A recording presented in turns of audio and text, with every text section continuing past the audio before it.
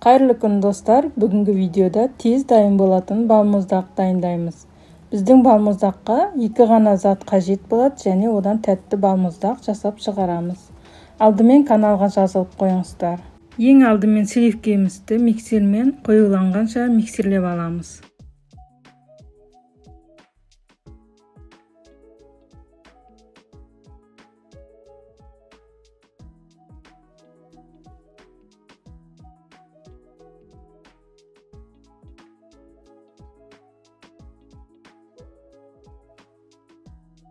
Міне сливканын коюлугу ушундай болду. Енді onun үстүнө сгущенканы салып, 1-2 рет миксерлеп аламыз.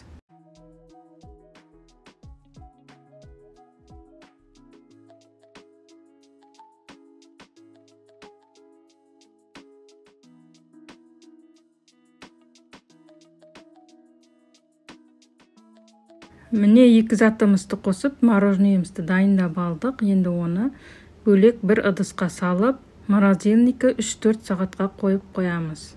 Сол кезде биздин мороженебиз катып, дайын болот.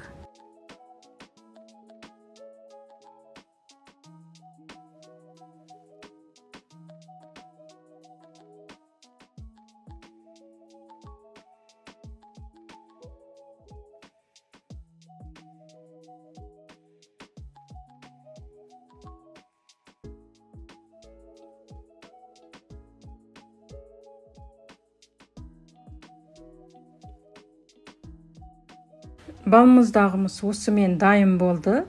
Өте дәмді болып шығады. Жасап көріңіздер.